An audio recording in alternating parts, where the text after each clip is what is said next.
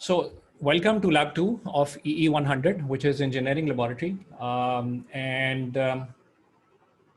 As you're going to see on your screen, so we're going to have a short presentation today, a short lab lecture. And we're going to have you spend more time on the actual lab assignments. So what we're going to do in this lab is to deal with some data and some preliminary analysis on what data processing is. And before you do data processing, which we're going to do somewhat, you have to have some visualization of it, analyze it better, and you have to import it. So the objectives are going to be how to visualize data in MATLAB and how to import data in MATLAB. Now, before I begin with what this lab is going to be about, this is just a nice puzzle that Isha, the lab TA, came across. And we're going to put this up on the discussions forum as well, by the way, right? So what you see on your screen is a puzzle. You're going to have to find as many MATLAB commands in this as you possibly can across all dimensions, across all directions, right? So you can find them in a straight line or an oblique line, horizontally, vertically, or diagonally. And let's see who can come up, how many answers we can come up with. We can do this manually first, and then on the discussion forum, Hassan is going to put up a MATLAB interpretation of how you can actually have a computer search for this. So that should be fun, hopefully. So you watch out the discussion forums for lab 1, and we're going to put this up there. Anybody find anything just quickly, agar kisi ko nazar aa gayi hai? Some math. Sorry, go ahead, Meriam. Very nice. So it's Some and max. All right. So let's. That's excellent. I'm very happy that people have been able to. So pun is most likely not a MATLAB command. I'm not familiar with MATLAB command Sumer, which is called pun. It may be, but it may not be. So linspace is there, sum is there, max is there. And we can continue this discussion hopefully on the discussion forums as well. Okay, so that should be fun. I do want to say something else about lab 1 as well, and which is that we're very happy that almost all of the students have submitted lab 1 tasks before the deadline, which was today. But there are a few who have not been able to do it, and those who have not been able to do it, please let us know. So I've been asking the TAs to reach out to all of the students, and they've been doing it to see if anybody's facing issues.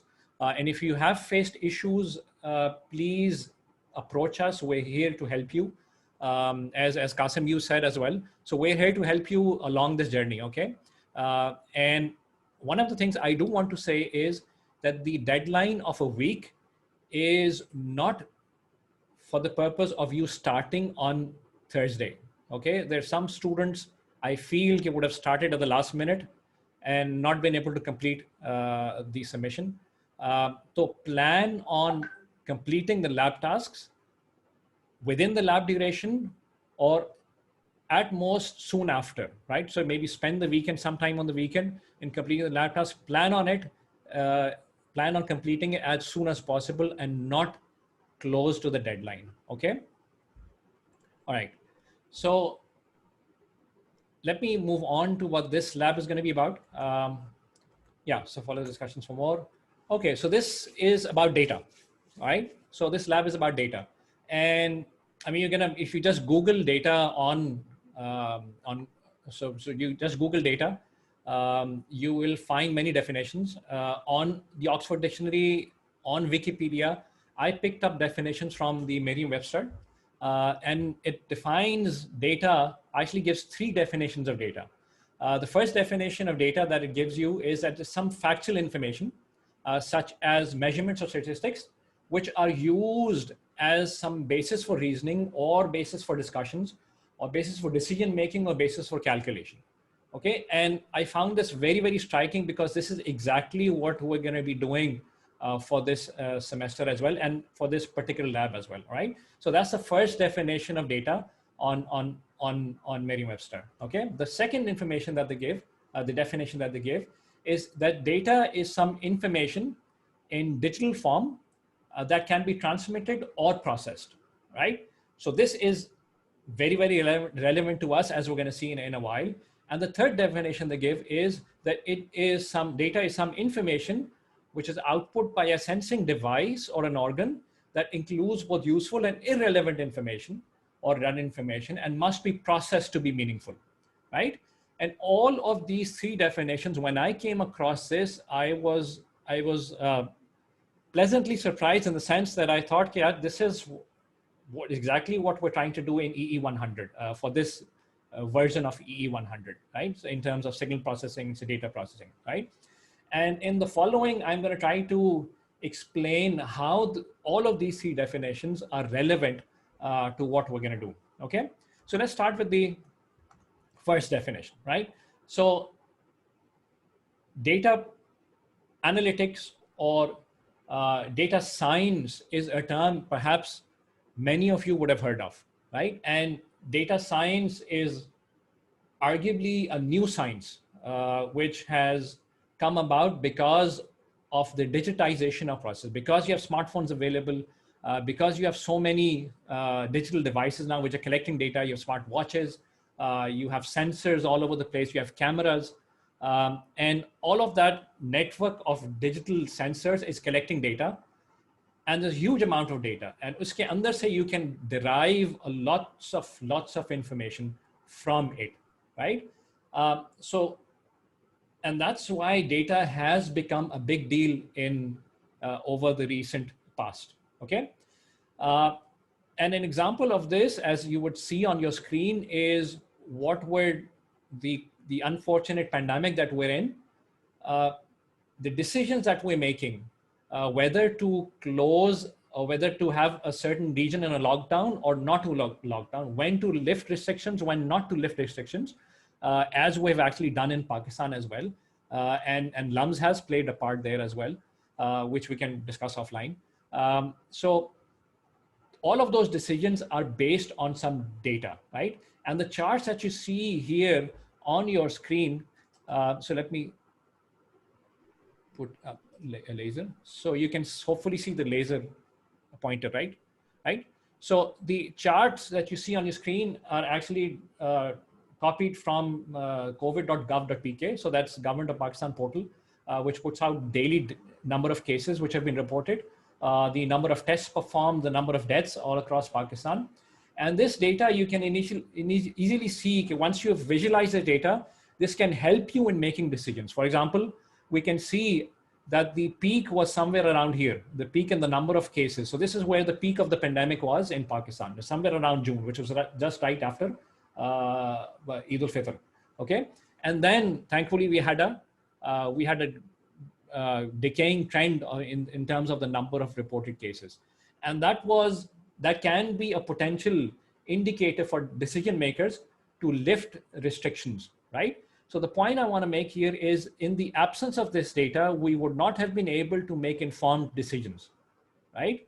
So in that sense, the first definition that I gave you, which appears here up above, is very, very relevant in the sense that if you have data available, that can allow you a basis for some informed reasoning, for informed decision making, right?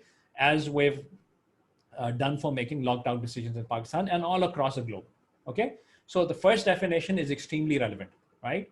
Now, this leads to something called data-driven decision-making and data-driven reasoning. Data-driven decision-making is a term that you can maybe Google and find out more about it. And some of that we're just gonna give you hints of that in this lab task as well, okay?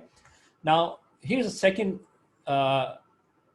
definition. The second definition here, which is the information, data is information in digital form that can be transmitted or processed. And this is extremely relevant as well, in the sense that, as we're going to see, we're going to upload some data. We have uploaded data already on LMS.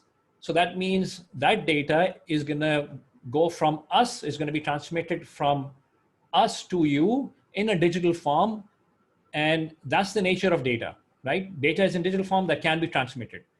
And moreover, being processed is extremely relevant to us as well, because our job in this EE100 course, a part of it is going to be to acquire data and to work with data and to process it to make meaningful decisions out of it, to make meaningful inferences out of it, right? So that's once again very, very relevant, because the processing can be done with the tool that we're learning, and that tool is MATLAB, right? Now, some of the tools that we can have for data-driven reasoning using MATLAB, in order for you to do that, you would need to learn, first of all, to import data. So data is typically going to be in, for example, for this lab, is going to be in an Excel file, right? And a C comma separated value file. You can open it on Microsoft Excel, and it's going to give you some tables, right? So the first job is going to be for us to try to import that data from that particular format to a format that MATLAB understands, right? So that's the first tool that we're going to try to learn. And that's one of the objectives of this lab, right? The other is you need to visualize data, because you're all familiar with the statement that a picture is worth 1,000 words, right? Here I'd say the picture is worth 1,000 data points, in the sense that when you have this visualization of data, you can visually make a lot more inferences about it, as opposed to if this was in tables. Okay, so visualization of data is extremely important. So that's why, and extremely important for making decisions. That's why this is one of the objectives of our lab, this particular lab. Okay, and the final thing is, on top of visualizing it, you may need to, as we're going to see, do some calculations on it, on some processing on it, to be able to make better decisions. So all of these things, these three things, are the objectives of our lab, of this particular lab. Okay. Now, there was a third definition that I gave you, which was the information which is output by a sensing device or an organ that includes both useful and irrelevant or redundant information, must be processing to be meaningful. So this is a definition that I'm going to defer to perhaps the next lab or the lab after that. But very, very quickly, an example of that comes about from the example that I showed you in lab 1 as well, in which you have a smartwatch. For example, you had an ECG sensor on it, right? And that ECG sensor is constantly measuring your heart patterns in an electrical form, right? Which would perhaps look something like this. So this is actually, what you see here is actually real ECG that we have extracted in a research group at LUMS, okay? So this is a real ECG indicating some heart patterns. And for example, if you were given this signal or this data, right, you would want to extract meaning out of this ECG. Are there any abnormalities here, right? So you would, so that's what the third definition implies, and which is extremely, extremely important, which is extremely relevant to us as well, but perhaps not very, very relevant for this particular lab. And we'll defer this to the next labs as well, to the next labs. Okay. Now, so what are the lab objectives? So lab objectives is, as I said earlier, so we need to learn how to import data to MATLAB from either a .mat file, which we're going to see what it is, or a .csv file. Is .csv file something that you're all familiar with? So if you're not, it's a short form for comma separated values. And you can open this up in Microsoft Excel, and you can just going to see a table of entries, right? So that's what a CSV file is, right? That's the first thing we're going to learn to import. And the second thing we're going to learn is to visualize that data through the plot and the stem commands, right? And there's some associated tools with it that goes along with it that you're going to learn and hopefully utilize for this lab, okay?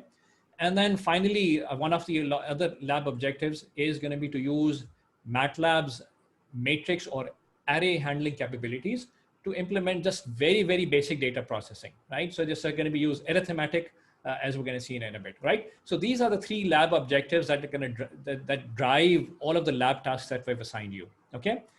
What I'm going to do next is just to give you an overview of what the lab tasks are, okay? So the lab summary, you have Lab 2 handout available on LMS, right? And once again, it is a self-contained document. You can go through it. You should go through it and give it a thorough read. Read it from A to Z, from the beginning to the end, right? And it's going to lay out, spell out all of the tasks that you need to do. Okay.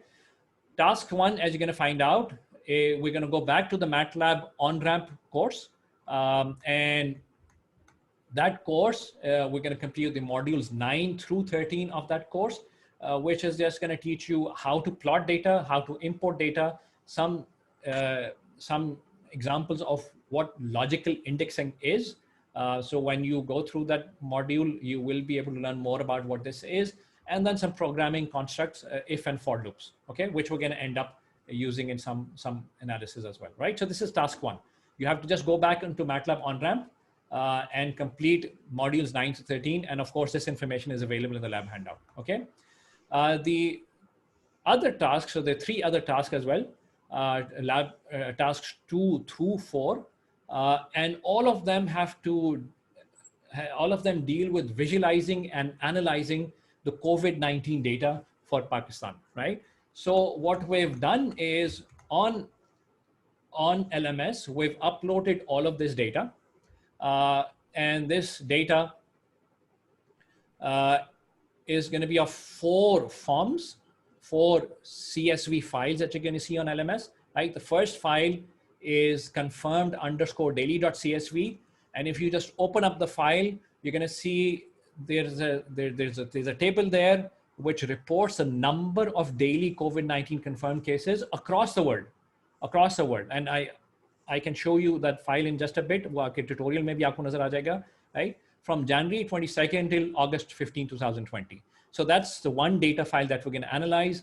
Another file that we're going to use is test_daily, which reports the number of daily COVID-19 tests across the world from this date to this date, number of deaths that occurred across the world from this date till this date, and the total number of recoveries on any given day across the world once again from January 22nd till August 15, 2020. And all of this data is publicly available, and we've given these websites here that you can go and download this. This is based on John Hopkins database as well as on Our World in Data. So one of our TAs, I saw him just a while ago, so he's here. He's working with this data for his research. You can talk to him in your spare time and ask him, "Kya kar rahe hain yaar aap?" He's saying, what kind of inferences are you trying to draw from it? Okay, he's laughing. So I'm going to ask him to share that details with you sometime, right? So these are the 4 data files, the CSV files that we've uploaded on LMS. Now with this data, what we're going to do, the first task is going to be to import and visualize this data. And this chart that you see on your screen is actually a chart that is from that data that I've drawn myself. I've extracted that from it myself.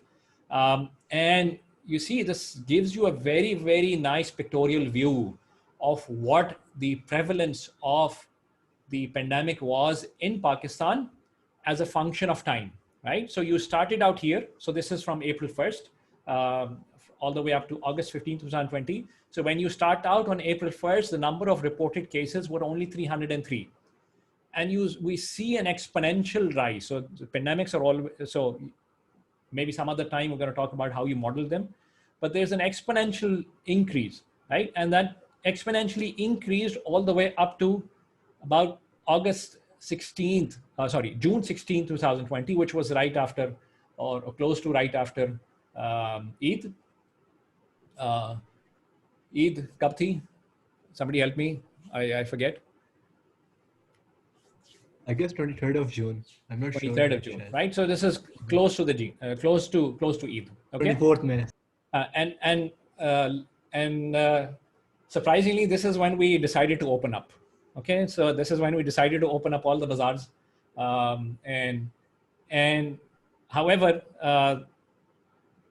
thankfully, after this, and nobody knows the reason why, there's a decay in the number of cases reported, right? And you see that there was a peak of 5,815 cases. Actually, the peak was 6,604 cases on June 19th, based on this data. And it decayed all the way up to here, jahan tak hamare paas data bhi available hai, which is August 15, 2020. And the number of reported cases was 747 at this point, right? And it has, throughout September, it went up and it appears to be went down and appears to be going up just a little slightly, which we're hoping is only some randomness there, okay? Now, the blue curve that you see is not something that we're going to ask you to do in this lab, but this is a 7-day average. So, for example, if you open up BBC, I mean, I read a lot of reports on BBC about COVID-19, and all of those charts that they give you, they always have this 7-day average. And I thought, okay, I need to compute this myself and draw this, right? So the 7-day average just tries to do what? Just tries to smooth the data out, right? When you do averaging, very, very broadly speaking, it averages. For example, you see some missing values here. You see the number of cases reported here was 0, right? Why do you think this is? यहाँ पे एकदम से क्या मार्का हो गया? Some miracle happened? क्यों Qasim? What do you think? कौन सी date के ऊपर? So this is some where you see my pointer, right? This is the number of cases reported here is around 0. It might be some problem in data collection. Exactly, right? So as people, it's not Sunday Corona off. That's an interesting hypothesis, but it actually may be. I mean, you may not be too off because people are off on Sunday. So Corona doesn't take a day off, but people who report the data may take a day off. Okay, so there is some missing data, and what the 7-day average really does is it removes the effect of that missing data in some sense, right? It takes out an average, and you have a relatively smooth looking curve, right? And we may do more of this in subsequent labs as well, not this particular lab, okay? Now, so the point I want to make here is through these visualizations, they allow you to infer information that a simple table would not have been able to do, right? यहाँ पे simplest being, yeah, you see an increasing trend, and then you see a peak, you exactly know where the peak was, and then you see a decreasing trend there as well, right? So whenever you have another rise using this visualization, you may be able to get that inference out of it, okay? So that's lab task 2, right? After the one was MATLAB Onramp, right? So this is, sorry, this is actually a typo. This is task 3. Task 3 is just trying to analyze COVID-19 related deaths in Pakistan, right? Now, surprisingly, there's no fixed way that you can compute the death rate. So you come across different articles, and different people have different ways of measuring the death rate, right? The 2 definitions that I gave you here are things that I came across. So the first one is very, very simple. The death rate is just you compute the cumulated deaths on a particular day, and you divide that by the cumulated number of confirmed cases up until that point, and that gives you a percentage of death rate, right? That's one way to compute it. The other one is slightly more involved, and I've come across this as well, and we're going to have you compute this for your data task as well, which is, this is the cumulated deaths at any particular point divided by the cumulated recoveries and the deaths at that point. So in other words, जो इस वक्त जो active cases हैं वो transition के अंदर हैं, so they don't really count those cases because they could either go either way. I mean, they could recover most likely, ठीक है, लेकिन unfortunately some of them may pass away as well, right? So we don't know how many of them are going to pass away. We don't know how many of them are going to recover. But what we know for sure is that this is the number of deaths, this is the number of recoveries, and that's another way people compute the death rates, right? So these are 2 ways. There may be others, right? Is DR2 more reliable than? So, see, there's not always a black and white answer to which one is more reliable, right? So maybe some situations where one may be more reliable than the other, and vice versa, right? So that's why people have different definitions, okay? And I would like you to think a little bit more about this. And when you go through the lab handout, I do raise some points there. Okay, what do you think is going to be better where? Or let's just try to brainstorm, and then we can discuss later as well. Okay, so just to give you some visualization of what this data in Pakistan. So this is for Pakistan, right? So the red is death rate 2, and the blue is death rate 1. Okay, and this is from the data, and this is something you're going to compute on your own as well. Okay, and so let's forget about कि यार पहले peak I and then उसके बाद यहाँ पे overestimate है, यहाँ पे underestimate है. There you can find reasonings for this. Why is this an overestimation here?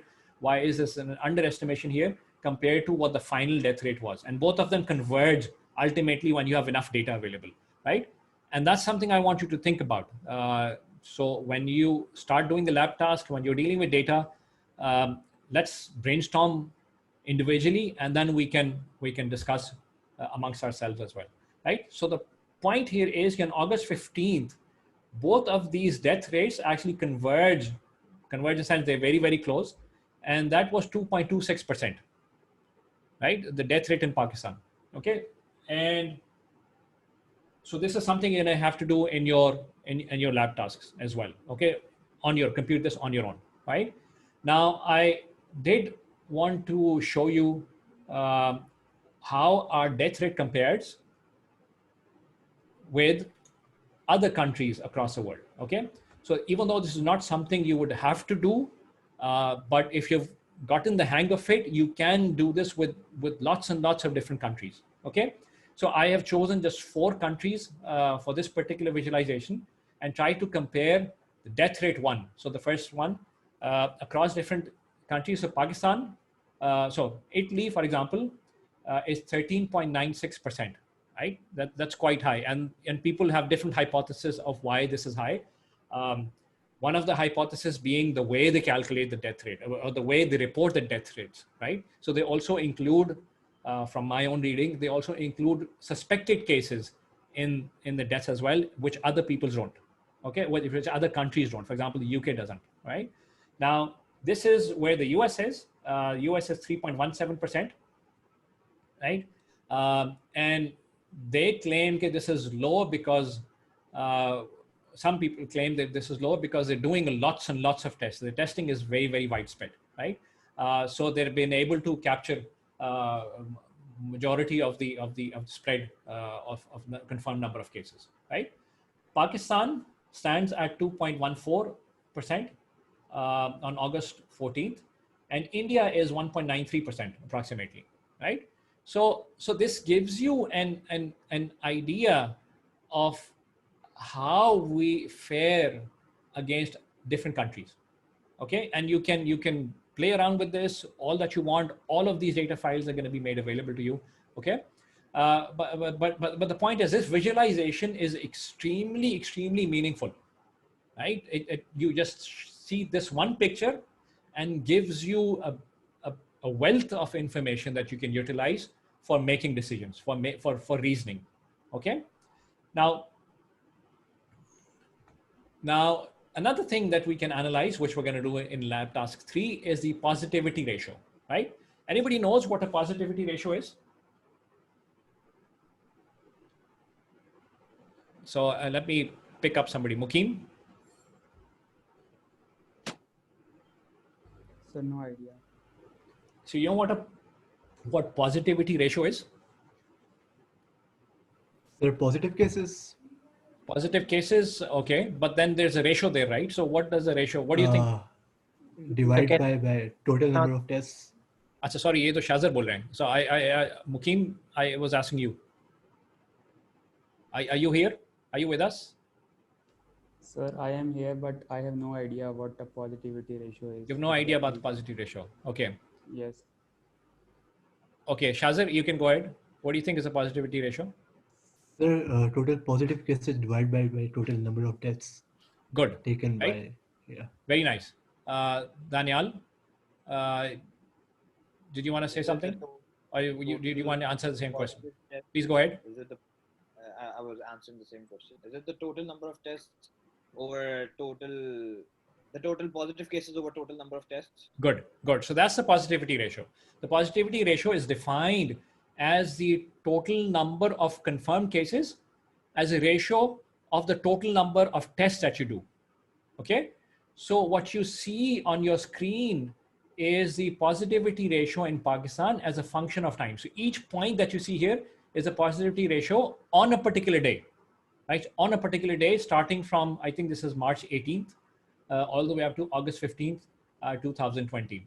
And you see that this point here is really frightening, if you will, right? So that's 60% of all cases that were reported were positive. Let me, on a side note, by say, just asking, what do you think about this? कि अगर 60% cases positive थे, so does that mean that the prevalence in Pakistan was 60%? In other words, 60% of the population in Pakistan had COVID? Is that what it means? Sir, at the start, there was a lot of fear. So everyone did some tests, especially people who had symptoms. But Yeah. later on, even people who had symptoms didn't get themselves tested. They Yeah. remained at home, which is why I think the graph is like this. Because at the start, people were very afraid, and when they got symptoms, they immediately got themselves tested. But later on, during June and July, people refused to get tested. They just stayed at home, even though they were having symptoms and stuff. Okay. So my point just thoda sa slightly was different, right? My point was that you see on this day particular, which is March 18, 2020, 60, you had a positivity ratio of 60%. Okay. Does that mean that 60% of population was infected? Irtazam? No, sir. Yeah, Irtazam, could please it go ahead. also, yeah, no, I wanted to ask the same thing about this graph. Could Yeah. it possibly be because of inaccurate testing? Because notice how it's in March, right? So that's the onset of the pandemic within Pakistan. Yeah. So it could be argued that our testing equipment or the mechanisms through which we were testing people wasn't accurate. So there were over testing or inaccurate test results, which caused the number of positive tests to become much higher than they actually were. So I don't think that's the reason. So there's a, I don't think so too. do you please go ahead? Actually, I feel out of the tests conducted, Yeah. 60% were positive. Like if 10 tests were conducted and 6 were positive, Yeah. so the ratio would be 60%. Yeah. So it's not an accurate representation of the whole population. सिर्फ जो test conduct किए थे उनके अंदर Yeah. उतने positive थे. Exactly. Okay. So one of the reasons that this is my hypothesis, and I'm confident that this is why this is so high, is because in the early days we did not have lots of test kits available in Pakistan. Okay. So you were testing only those people who were suspected of having COVID-19. And so you were quite confident, yaar, inko hai, let's go ahead and test them. And you were, for people who were doubtful, you were not sure, right? You were not testing them in the first place. Okay? So aapka jo prior confidence before you tested them out was very high. So in other words, you were only testing those people who had a very high probability of having COVID. For example, they had travel history. They came in contact with somebody who already was confirmed with COVID-19, right? And so on and so forth. The reason why I make this is because on YouTube, or for that matter, social media, you may have actually come across, I did, for example, some doctors in the US, for example, and there was somebody else, I forget, was a, so, kahan pe tha? But the argument that they made was that we have been having a positivity ratio of, for example, 20%, or for example, 25%. That means 25% of the population is already infected and the deaths are not really that bad, right? So we should open up, it's not really dangerous, and so on and so forth. And more recently, when I went back to YouTube had actually flagged those videos as being inaccurate, as being having misinformation, right? And that misinformation is because of exactly the same fact that EE100 students have been able to infer as well. Okay, which is you're only testing suspected cases. You're not testing the entire population, right? You're only testing the suspected cases. वहाँ पे जो positivity ratio है, that's not exactly the same positivity ratio that you would have across the entire population. ठीक है? It's also because we haven't gone for mass testing. Yes, exactly. That's an excellent point, Qasim. That's also because we've not really gone for mass testings, but mass testing के भी बहुत सारे कुछ और तरीके होते हैं, which is random sampling. And we have done that in Pakistan, right? And there are some studies out there which take a sample of random testing, for example, in Punjab or across the country. And the number I remember is based on a tweet by somebody I trust who said that 36%, it appears that 36% of the population through that random sampling studies has COVID-19. Okay, so we may be edging towards herd immunity, and that's what that person's hypothesis was, right? So lots and lots of hypotheses out there. I'm not saying that this is true and this is false, right? Different people have different hypotheses, right? What we want to do here in this lab, question है किसी का?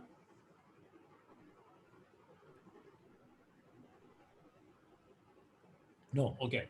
So what we want to do here is we want to identify those. So for example, in the US, I read articles in which they said, we're going to open up a US state if the positivity ratio, and so that's a metric that they use, falls below 5%.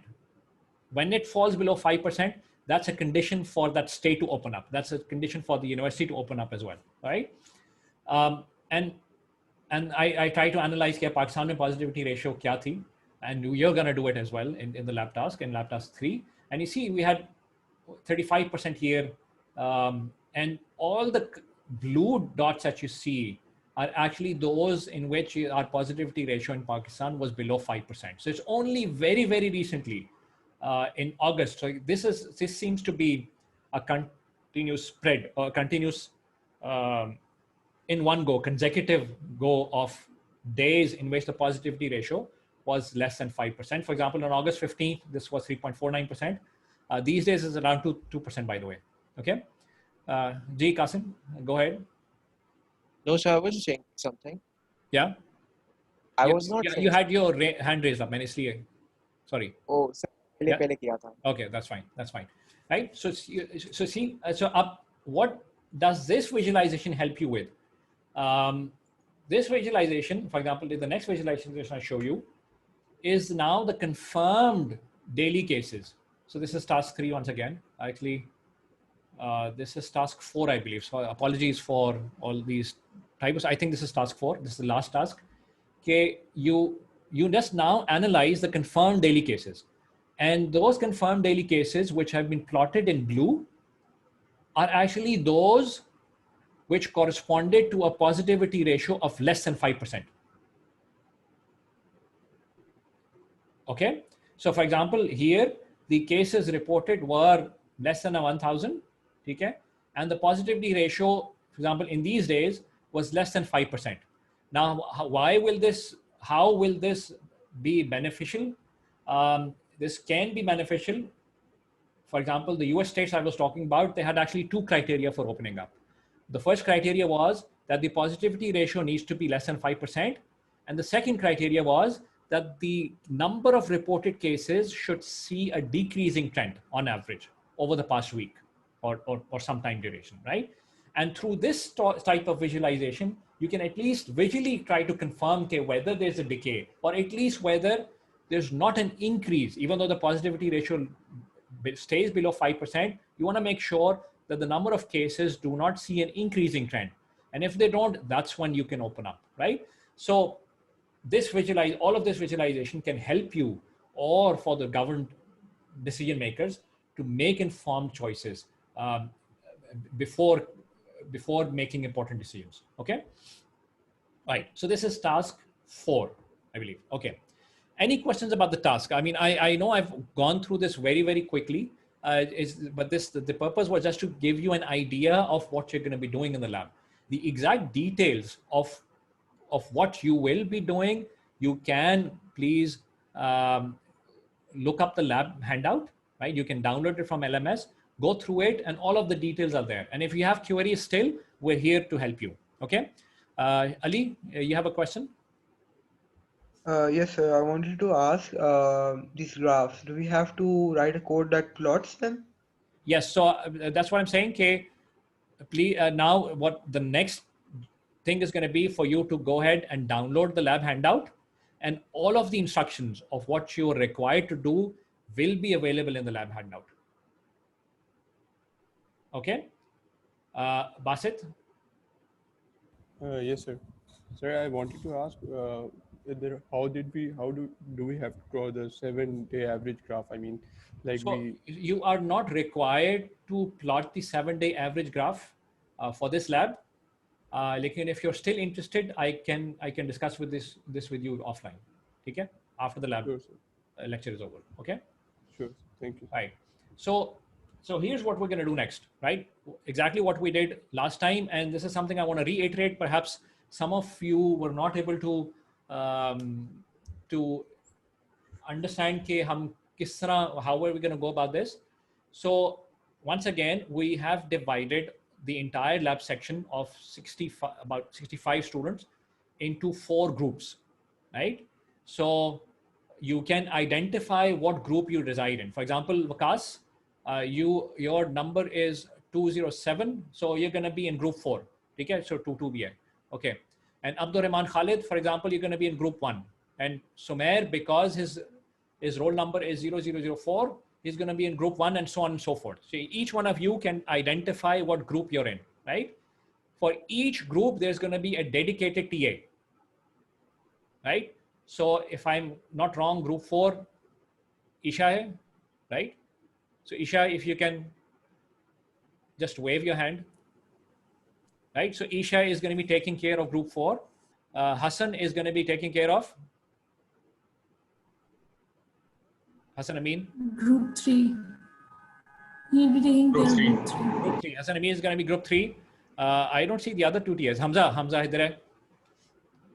Yeah, Hamza is going to be group 2.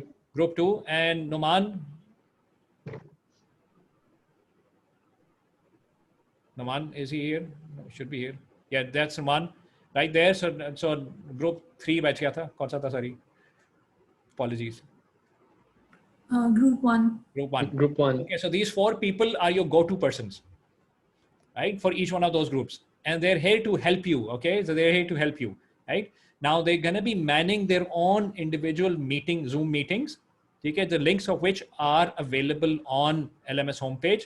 So if you're facing issues, you identify what group you're in and you just join your meeting, and that TA is going to be able to help you, okay? Sir, the deadline is 6 p.m., right? The deadline, so the lab duration runs all the way up to 6 p.m. And once again, I would highly encourage you to try to do the lab tasks right now, right? You spend this time, the next 2 hours or so, on doing those lab tasks in this lab duration. That is essential for good time management. Otherwise, if you put it off, as it seems like some people would have done in the last week, I mean, that's not the best, that's not the ideal thing to do. Okay? So please go ahead and do those tasks right now. And that's because this is when we're all going to be available. All the TAs are dedicated to helping you here. Okay? Otherwise, आपको फिर ढूंढने पड़ेंगे TA कहाँ पे है, right? अभी इसको utilize करें if you can, and this is highly encouraged. Okay? We are also going to be using the LMS chat. I am going to be on the chat as well. The other TAs are going to be on the chat as well. And yeah, final point is that all the meeting links are going to be available on LMS course page. So by the way, this main meeting is going to be still active for almost the entire lab duration. So if you have questions, general questions, I'll be here. I can answer those as well. Okay? So one point I would like to add is just to clear up any confusions any one of you might have had, that these groups are for the lab sections in this 3 to 6 hour slot. Okay. Apart from that, you are free to contact, email, or join the office hours of any TA. It's not that you just have to wait for the office hours of your own dedicated TA. You can join the office hours of any TA. You can email any TA for help. Or the There's instructor. no limitation on that. Yes, or the instructor. Or the instructor. So that's a good point. You can talk to any TA that you want in their office hours, right? Sir, Yeah. do we have the TA specific group right now, or when, or do we have to join that when we have a certain problem, or we get stuck? Basit, can you please speak up? I couldn't hear you properly. Sir, I'm saying that do we have to join our respective groups right now of our TAs, or do we have to join them when we have a problem or we are stuck in the MATLAB? Yeah, so you can join them when you have a problem. आप task शुरू कर दें, ठीक है? Or you keep on doing the task. You go through the handout. You go step by step, follow all the steps, and if you're facing issues in following those steps, you can join the group. ठीक है? क्योंकि वहाँ पे waiting room enabled होगा. Sure, sir. Right? So they're going to help people individually. Right. Thank you, sir. If you don't have any other questions, please go ahead and start your lab work. Before this, any TA कोई और point में, if I'm missing anything? Yeah, I think that about covers it all. Okay. Sir, late submission के बारे में भी आपने हाँ जी, so there's some students who were not able to submit in time. Please reach out to us why that was so. In general, we will have some penalty for late submissions. We will accept the submissions. हमने enable कर दिया LMS के ऊपर. We're going to keep on accepting till Saturday, till tomorrow. लेकिन fairness demands that we have some penalty applied to it. Okay, so just keep that in mind. Okay, so the deadline for this lab is next Friday, and make sure that you submit it before the Friday. Okay, इसका ये मतलब नहीं आप Thursday को काम शुरू करें. All right.